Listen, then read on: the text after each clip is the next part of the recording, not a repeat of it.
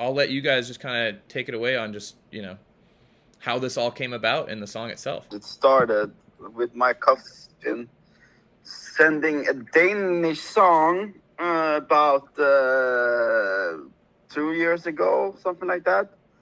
And he said, hey, check out this cool artist. And that was her. Checked it out and I was like, that's a vocal. That's a really good vocal. And I kind of like sent it to Thomas and I was like, check this out. And Thomas was also like fall in love instantly. And then we tried to locate Jenny for about a year or so, and we found her. And turns out she's actually better than her own voice. I remember when you sent it to me, I was like, this is amazing. And I get like goosebumps talking about it, you know, because it's like one of those things you just hear like, this is special, you know? So we're just so happy when we sort of located Jenny and we got to work with her. That was just such an amazing thing. I was very, very much in the middle, and I'm still in the middle of writing a novel. Okay. And actually, and I can say that now, I was in a phase of my life where I was like, I'm not writing songs. Like, I was telling everyone, I was like, I'm not doing songs. I'm not a singer. I'll listen to beats and write books. That's all. No. I think it's like what you're doing is like really cool. And I was checking out the stuff and the version of Someone Who's Life. I was like, okay, I'll make an exception. Thankfully. How did you come up with those lyrics? Because they're so specific. Yes. And the first time I heard it, I was like, ooh, it's very close to what I've experienced too. Like, I remember I went into the room and the first thing I said was like, I need an arpeggiated bass because I'm angry. I was at a point of my life where I was just so angry at the unfairness of love in itself.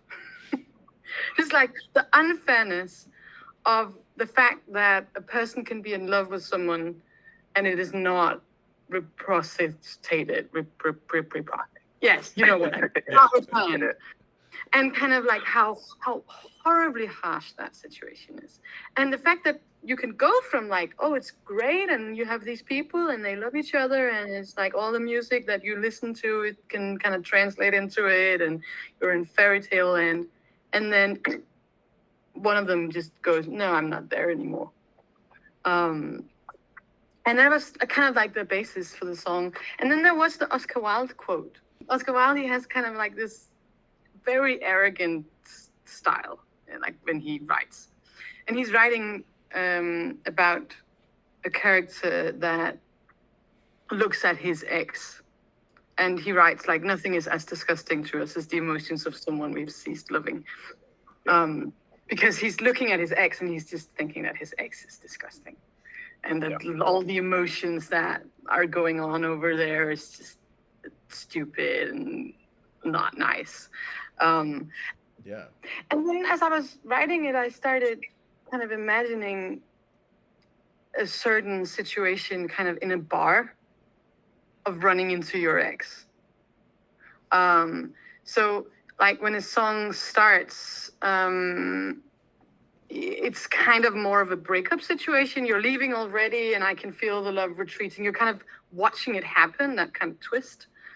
And then in the last verse, in my head, they're definitely in a bar and she's drunk. And I think that's a sentence that I feel like not a lot of people will understand the same way I do. Mm-hmm. This sentence, you forgot I was sexy. Yeah. But in my head, it's kind of like, okay, you're in a bar, you run into your ex, it's fucking awkward. And you're making a fool of yourself. And then as a last resort, you try out sexy. Where you're like, hey. I love it. And the person just like try it all the time and it never works. I don't know why. It's I so think- wrong. But Jenny, you're so good at like, because this is it's so personified. Like everybody can relate to it. Yeah. And there's this like line in the song where it goes, "You're the only person who thought the shape of my nose was worth mentioning." It's just so cool. Like, Yeah, it's like my favorite line. because for everybody sure. because everybody knows what you're saying, and that's like kind of when I heard the original song, that was like, who writes, like, who comes up with this line? It's so obvious, but it's like the most impossible thing to write, and it sticks out. And it's been cool because we've been playing on the tour. We've been playing the song, and obviously it's a new song, so not a lot of people have heard it. And you can tell when that sort of song goes into that, and it kind of just emphasizes that whole line, and people go, "Oh shit, what is this?" You know? And it's so cool. So where does that come from? Like, The nose thing? Yeah. yeah. I have had someone mention my nose once. And I was like, oh, what a nice thing to mention. I hadn't thought about my nose as a nice thing. Because that's kind of like the horror of that situation, is that when you're in love, you know, you can see all those beautiful things about a person. You can see like, oh my God, your nose is great, and your eyes, and the way you look in the morning, your breath, and your everything. And then when you're out of love, all of those things become just so horrible. Yeah. And I just had this like image of her in the bar, and she's just been saying like, "Oh, did you forget I'm actually quite sexy?" And he just looks at her like, "Ugh." And then like she remembers that like, "Oh, but he used to like notice like tiniest things about my face and compliment me." Amazing. You're very good at putting words on feelings and describing it with just a few knife sharp words. I think about words all the time. It's like a continual thing. I jot down stuff on my phone.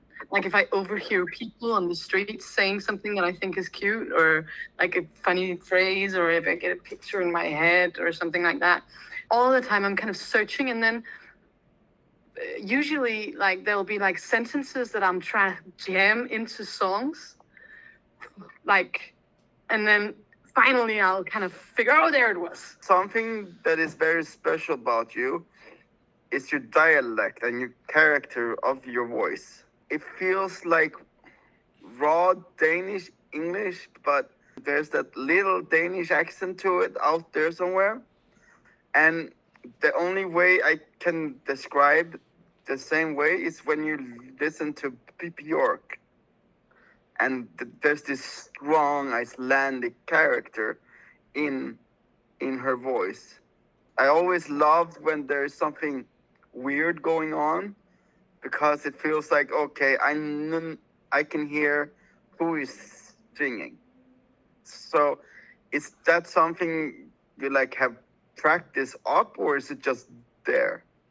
No, I think I had to practice up kind of like the normal shit. I'm not a trained singer. When I was a teenager, I found out I wanted to sing, and I tried to take lessons. But I would get so angry at the teachers who were telling me how to sing.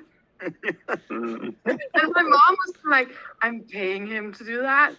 And I was like, no, what a fucking dickhead. And I think I've actually kind of, a lot of my style is developed because there are some technical things I can't do. So I've become very good at hiding that, like in like little sounds and shit, so people won't notice. I think that, like, for me, it's like one of the strengths, because it's like it emphasizes your personality, and it just you're a force of nature, right? And it's just everything. It sounds exactly like you.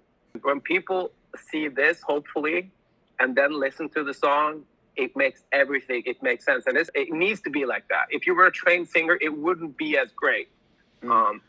Because it's perfect, it's raw, it's just, it's force of nature. I just absolutely love that. It's like the story itself, the way you tell it, you feel captured by it. And it's like, it's not just a song, it's like a story. Um, and then the lyrics, you know, happens to be super relatable because it just explains so many small situations and just hits right in the heart. And I know a lot of people out there will feel that they have already experienced this song, but here it comes again. Just want to add a little thing to it because it's quite interesting. Because when we were producing this, usually it's about like adding layers. Like you work on that. That's how we work. We add a layer till we feel it's comfortable. Here it was stripping down layers. It was the exact opposite. Like how can we place everything in? No, we don't need this. It sounds good. Well, we don't need it because so it was a battle between. No, don't need that. Get rid of it. Mute it. I think it was interesting. Think the best way. I was sitting in like a hotel room in Miami, working on some chords for someone we used to love. I just couldn't. I couldn't nail it. I couldn't get it home. And then Thomas sent some chords over. It was just like the easiest chords ever, you know. It was just like so stupid. They fucking work. And don't overcomplicate things. Yeah, exactly. And and I just want to say that comes from the chief of overcomplication. But yeah, and you know exactly. Suddenly, like the whole song flowed, and it kind of wrote itself in like 2-3 hours. Yeah. Once that thing was in place, and I always try to, you know, find the most like crazy obscure chords or something, but with your stuff, we don't really have to.